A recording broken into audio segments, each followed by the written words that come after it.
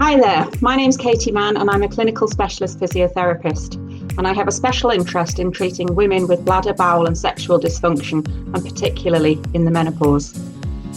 You may wonder what role a physiotherapist can have for treating pelvic floor problems, but physiotherapists treat muscle and ligament wherever those muscles and ligaments be in the body, and the pelvic floor is no different. So what kind of conditions might you want to come to see a physiotherapist about? Well, we treat incontinence of the bladder and the bowel, we treat prolapse, and we treat sexual dysfunction, particularly something called dyspareunia, which means painful intercourse. So what do we actually mean by incontinence? Now, an incontinent episode is any loss of urine that you don't want it to happen. So it doesn't have to be a flood, it doesn't have to be a very large amount, it can literally be a very small part, a little small leak that interferes with your quality of life. And if you don't want it to happen, then you shouldn't have to put up with it. So there is a stress incontinence element of things, and that is to do with a dysfunction of the pelvic floor muscle. And then there is an urge incontinence, which is a dysfunction of the bladder. And they are different problems, but they can both be treated by physiotherapy. So stress incontinence is where when you laugh, when you cough, when you sneeze, you have a loss of urine. Urge incontinence is where you get an overwhelming feeling of a need to go to the toilet and you don't always get there in time. And people with urge incontinence will also have symptoms possibly of frequency and of getting up in the night of a bothersome number. Now, it is quite normal for anybody of any age to get up once in the night for a wee, but as you get a little bit older, sometimes it can still be considered normal to get up twice a night. But if it's disturbing your sleep, then it might be something that we can investigate for you to see if we can help you. So why does stress incontinence happen? Well, you can imagine that it's childbirth and that it's because of being pregnant. And so why is this affecting you in your menopause?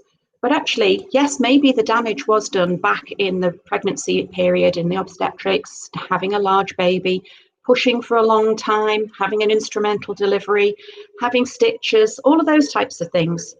But you can then rely on your estrogen levels through the rest of your sort of adult life until you hit the menopause. And then when you hit the menopause and your estrogen levels deplete, then estrogen creates the right environment in your body for collagen to be made. And collagen is your elasticity. So if you lose some of your elasticity because your collagen is depleted, then you're going to lose some of that springiness, and your pelvic floor may not be as supportive as it could be, and you could develop stress incontinence in your menopause. Other things that can cause stress incontinence are if you have to strain a lot with your bowels, if you are in a heavy lifting job. Now, we may find that a lot of our ladies in the menopause age either are lifting heavy grandchildren and heavy prams, or they may be a carer for their partner or for their elderly parents, and they're doing a lot of manual therapy, manual lifting that can also put a strain on the pelvic floor. So we do know that as we get older and we lose muscle mass, we can lose strength. And again, the pelvic floor is no different. And so we can find that stress incontinence happens in the menopause because there is a loss of muscle mass. Why do we get urge incontinence? Well, unfortunately, it's down to your genetics quite significantly. We do know that it does tend to pass down through the female bloodline. So if you have a mother, an auntie, or a grandmother who has an urge incontinence, then there's a higher risk that you may develop this as well. But we go back to that loss of elasticity in your bladder tissue. You're less compliant, your bladder is less stretchy, so you will get the desire to go to the toilet at an earlier stage, and that can cause you problems if you have a small bladder capacity. We also know that women in the menopause have lower estrogen, obviously, and this can make you more vulnerable to developing urinary tract infections and getting irritation to the bladder, which can give you urge incontinence as well. So we know that if you are prescribed topical estrogen, this can reduce the incidence of you getting urinary tract infections in the menopause. Now, prolapse is another significant issue that women in the menopause can experience. In fact, women of all ages can have it, but it does seem to be more prevalent with age. So 40% of women in the UK will experience a prolapse. And what is a prolapse? Well, a prolapse is just meaning that something has shifted out of position. So it could be the bladder, it could be the bowel, or it could be the uterus. And people will come to me and say, but I've had a hysterectomy, so I can't have a prolapse. but you've still got a bladder and you've still got a bowel, and they may have lost their support and they can drop down. Other things that people worry about is they come and they say, I've got a double prolapse, and they seem to think that a double prolapse is worse. But if you think that it's the support structures within the pelvis that are not as good as they could be, then it's unlikely that you're really going to get a very well supported front part of the vagina and a really bad part support at the back. So it is quite normal to get a prolapse of both the front and the back without it actually being anything hugely significant. So 40% of women in the UK will have a prolapse. 10% of women have a lifetime chance of having surgery. And of those who do go on to have surgery, a third of those may still have problems after they've had the surgery.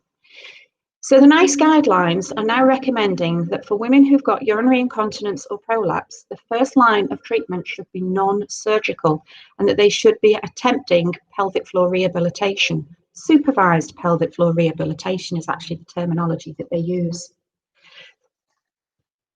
So what can you do for yourself to help? So we can't really do an awful lot about some of the risk factors, because if it's in your genetics, that's the way you're built. If it's in your obstetric history, then you've already been there, so that's already passed. But there are some things that you can do to improve the situation for yourself now that you are in the menopause. So weight management is a big one. If you're carrying a little bit of extra weight, then the pelvic floor has to be stronger to hold that extra weight up. So you need a stronger pelvic floor. So if you can reduce some of the weight that you're carrying around your middle, then you may find that that can help relieve some of the symptoms of incontinence or prolapse. We would recommend that you adopt good bowel habits. If you're straining a lot with your bowels, then you're putting trauma directly down on that pelvic floor, and that can be causing you to have more problems. So looking at good bowel habits, you need to think about having an adequate fluid intake. So you should be drinking 3 to 4 pints of liquid in a day. Now, it doesn't all have to be water. People will tell you that you need to drink 1.5 to 2 litres of water. What they forget to tell you is that that's instead of all the teas and coffees. So a lot of our patients will be drinking excessively because they actually drink 6 to 8 cups of tea, and then they have the 1.5 to 2 litres of water on top, and they're just over challenging the situation. So as long as you are drinking in total 3 to 4 pints, 1.5 to 2 litres of liquid, that should be adequate to maintain a nice hydrated stool so that you're less likely to become constipated. Posture. Now that sounds very daft, but the posture for sitting on the toilet can make a big difference in emptying your bowels as well. We have a special kink at the back end of the bowel called the anorectal angle. And it's a very clever kink because it exists there to create a shelf for your stool to sit on until you can get to the toilet fast enough. If you have a pelvic floor that is weakened, then sometimes this kink doesn't exist as well as it should do, and you lose some of that hanging on ability. But we do know that if you sit up on a high pedestal toilet, then that anorectal angle stays at a 90-degree angle, and it can make emptying your bowels a little bit more difficult. So sometimes if you can raise your knees a little, if you can put a little stool or something in front of the toilet so that your knees are slightly higher than your hips, that can open up this anorectal angle, and it can just make emptying the bowels a little bit more efficient. What else can you do to avoid getting a prolapse? Boot camp exercises are the big thing at the moment. Lots of people are doing lots of resistance exercise because they want to build up bone mass and they want to build up muscle mass. But if you do lots of weightlifting, if you do lots of deep squats, you're going to put a lot of strain on a pelvic floor. Now, this isn't a problem if you don't have a pelvic floor dysfunction, but if your muscles are showing you that they're maybe not quite as strong or as stable as they ought to, and you start doing a lot of deep squats and heavy lifting, you could be compromising your ability, and you could find yourself getting uncomfortable with prolapse or leakage. So we now know what you should be avoiding. You should be avoiding heavy lifting. You should be avoiding straining at stool. And what should you be doing? So, of course, as a physio, I would tell you that you need to do exercise. Now, if you don't like the idea of exercise, think of it more as movement. So movement is good. Movement keeps us supple, and it also provides strength. Pelvic floor exercises, we've all got a pretty good idea of what we think a pelvic floor exercise is, but I'm going to go through that with you in a little bit and just talk you through how to do pelvic floor exercises the physio way. Now, there is a leaflet that the link is going to be to, that for an exercise leaflet that's been written by physiotherapists, which you might find useful. And we would recommend that if you're in any doubt of how to do pelvic floor exercises, that you ask for a referral through to a specialist physio. Now, these specialist physios exist in the NHS and in private practice, and most of the time you can access them through your local GP. So GPs can refer, and that will depend on what the local agreement is with the physio service.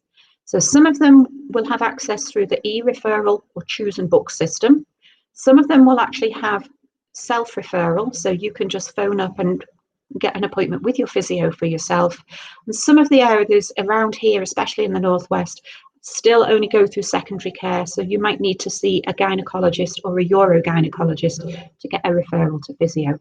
But whichever way you go, you can be reassured that when you come to see a physio who's got a specialist training, that they've heard the story before and that they've got the skills to be able to help you.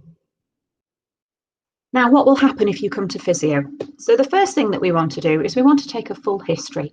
So you may be asked a lot of questions that may seem quite irrelevant to you, but they may have a significance to us, because sometimes bladder, bowel or prolapse problems can be hidden symptoms of other things. So we want to make sure that we don't miss any other health issues. You'll be asked all about any obstetric history that you may have had, any gynecology history, whether you're taking any HRT, whether you've had a history of surgery in a gynecological sense in any way, whether you suffer from urine infections, do you suffer from thrush? Then you may be asked what your surgical history for the rest of your body is, because again, these can have an influence as to what physiotherapy we may direct for you as an individual. We want to know what your medical history is. If you're taking any medication, whether that medication be prescribed, over the counter, or just something that you've chosen to take for yourself. We're all interested in all of those things because they may all have an influence on how your health is going to be. We're looking at your social history. Are you working? If you are, what is your job? If you are not working, what are the reasons for you not working? As I said earlier, are you a carer for somebody who you might be having to help in and out of the bath or help them dress, which could be putting extra strain on your pelvic floor? We want to know what sort of activities you'd like to be getting up to. Is this problem that you're having restricting your ability to do your normal exercise class? Have you stopped taking the dog for a walk? We've got a lot of patients through COVID recently who have taken up new exercises because they felt it's good for them, and now they're starting to have problems because they've never been at this level of exercise before. So it may sound that we're being a bit intrusive into your daily activities, but there are good reasons why we ask these questions. So once we've got a sort of a history about you, then we're going to know a little bit more in specifics about what your bowel habits are. How often in a day or in a week do you go to empty your bowels? Do you have to strain? Some ladies actually have to support their perineum underneath to help evacuate the bowels more effectively. Do you feel that your back passage doesn't close off completely? There's a lot of questions that you wouldn't believe we can ask about bowel habits. We're also going to ask you about your bladder habits as well. And how often do you go to the toilet? Is there an overwhelming urgency? Do you have to wear a pad? Now that you're not having periods anymore, why are you still buying pads? And then we may ask you about your sexual function as well, because the pelvic floor has three purposes in life. One is support, one is continence, and one is sexual function. So if you've got problems with a pelvic floor, you may have problems in any or all of those areas. And sometimes it's a little bit difficult to raise that question, especially if you've got a GP who's a bit younger than you, maybe male, and you just don't feel particularly comfortable raising that. You may find that your physio automatically asks you these questions and saves you the having to raise it for yourself. And then what we also tend to ask is, what would you like to get out of coming to physio? Because sometimes what you want and what we think you ought to have can be quite different. So I think it's always useful to find out what is the patient themselves looking for. So there's all your questioning. You may then be asked to fill out a bladder diary. Now this is where you go away and you record for 3 days every drink that you have and every wee that you do. We need to know the type of things that you're drinking and the volumes of what you're drinking. So as I say, we want to make sure that you're drinking adequately, but we also want to make sure that you're not overloading your system. If you've got symptoms of an overactive bladder, then we know that certain drinks can exacerbate things. So you may find that we would advise you to reduce your caffeine intake, or to change your diet cola, or to try one of the herbal drinks instead. Just as a note, just so that you know, decaf tea and coffee are not caffeine free. They're reduced caffeine, but they can still contain caffeine. So just in case you're thinking that you're being very good and having a caffeine-free diet, just Google it for yourself and just find out quite how much caffeine is in the drink that you're having. So your bladder diary results, we also want to know how often you go for a wee, and quite frequently we want to know the volumes that you're weeing out as well. So this would involve you getting a little plastic jug and seeing how much wee you can get out at one go.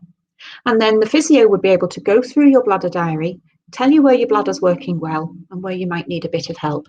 And this is called bladder training. Now, sometimes it goes a bit against the grain, and the British are very good at, when you got to go, you got to go. But actually, have you got to go when you got to go? Or are you just doing it as a just in case and out of habit? Are you the sort of person who can never put a coat on without having had a wee first? Or do you have a wee when you clean your teeth at night? You get into bed, you have a read, and then you just pop back for another wee. Those sorts of things, those sorts of little habits may not be helping your bladder and may not be helping to stretch your bladder capacity. So the physio would be able to have a look at those and give you advice on that as well. So you've had your questioning, you've had a bladder diary, and then the physio is going to ask if they can do an examination. Now, lots of women really don't like having an examination, and I can understand. It can feel a little bit undignified, but you're coming to see a physio because there's a query that you've got a muscle problem. And physios are experts in treating muscle. And if you came to me with a sprained ankle, you'd be most disappointed if I didn't have a look at it. In fact, you'd probably be coming through the door trying to roll your trouser leg up to show me the swollen ankle. So we need to consider looking at the muscles of the pelvic floor in just the same way as we do any other muscle. Now, this would obviously only ever be done with your full consent, and your physio would talk through as to why they want to do this with you and what the examination would actually consist of. We usually provide a modesty sheet to cover you over, and there is no speculum. And I know that this can often put a lot of women off because they've had maybe a smear test that's been uncomfortable, but physios don't use speculums to test for muscle. Because if you've got a speculum in the way, then it obstructs the muscle and we can't see what the muscle is doing. So then the physio introduces one finger into the vagina and can feel the muscle, and we can detect if there is any prolapse there. We can have a look at the tissues to see if there's something called atrophic vaginitis. Are you demonstrating that there's a lack of estrogen in the vagina? And then we're going to be testing what the muscle is like. We want to make sure that you've got the right sort of tone. Now, tone is the state that a muscle is in when you're not thinking about it. So at one end of the scale, you've got flaccidity, which is very low tone. And at the other end of the scale, you've got spasticity, which is very high tone. Neither of these is a particularly good idea because it means that the muscles are not working properly. You want to have a tone that is a bit like Goldilocks, just right in the middle. So your physio will be testing your resting tone. Then they will ask you to cough, and they want to see how your pelvic floor behaves when you cough. And then they will ask you to do a squeeze, and they'll be able to grade the strength of your muscle. Now, as I say, most women think that they have a pretty good idea of what a pelvic floor exercise is. But actually, there was some research done a long time ago, back in 1991, and they tested women after they'd had verbal instruction to see if they were doing the exercises correctly. Now, 50% of the women got it right, which is reassuring, but 50% of the women didn't get it right. And of the ones who didn't get it right, half again, so that's 25% of all the women that they tested, were actually bearing down, thinking that that was a pelvic floor contraction. So if you're in any doubt as to whether you're doing your exercises right or not, or if you've been trying these exercises and you're not getting anywhere, I think it's always worth getting it checked out to make sure that you are doing them right. So then your physio will be able to give you a pelvic floor exercise instruction. And it may come in the form of a prescription of exercises that we would be asking you to do on a daily basis. Now, all exercise takes a while to be effective. So if you were going to do the couch to 5K, You wouldn't just turn up on the first day and expect to do a 5K straight off. You'd work your way through the programme, building up your strength and your stamina as time goes by. And that's what physio will do with you with your pelvic floor exercises. And we know that it can take 3 to 4 months of exercise to be truly effective. So don't give up. It's really boring. I totally get it. But it does work for 70% of women. Now, one of the other things that physio can offer, which can be quite useful, is something called biofeedback. I like to think of this as a little bit like a Fitbit for your underbeneaths. So the physio can either use an ultrasound machine, or they can use a little device that just pops a little probe vaginally. You do your squeezes on the probe, or you do your exercises on the ultrasound head, and then you'll be able to see on the screen the muscles working, and you'll be able to see how your muscles are doing. This is going to help with your coordination. You can see if you're doing your exercises right, but also it allows the physio to monitor your exercises as you go through the weeks to see that you're getting better, and then they can change your exercises. Now, one of the other things that people present to my clinic with is dyspareunia, or painful intercourse. And this can happen for a number of reasons. But one of the things that physios can treat you for is if the muscles have got this thing called high tone. You may hear of it as being called vaginismus. This is where the muscle anticipates that something is going to hurt. And so it goes into a protective muscle spasm to stop anything from penetrating you. So whether that be in an intimate moment with a partner, or whether that be an examination.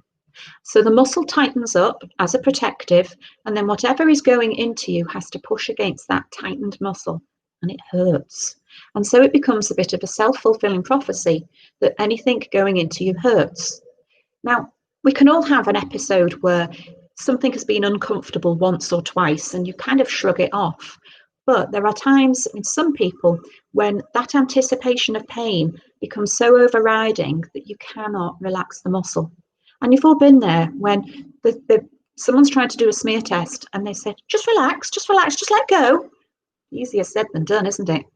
But physio can do a desensitization program where you are gradually taken through a set of exercises to help you cope with the sensations that you're feeling and to try to normalize the muscle response to them.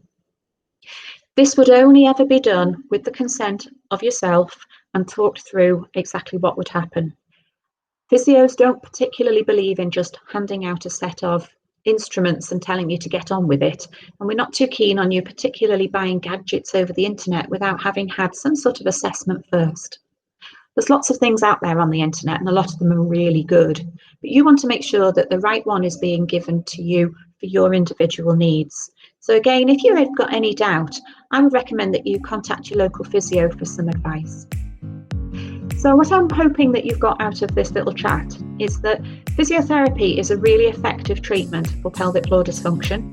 In the menopause, we have extra challenges that we don't have when we are younger, but you shouldn't just put up with these things as being part of the aging process. And if you've got any condition or any symptoms that are distressing you, please do come forward and get some help.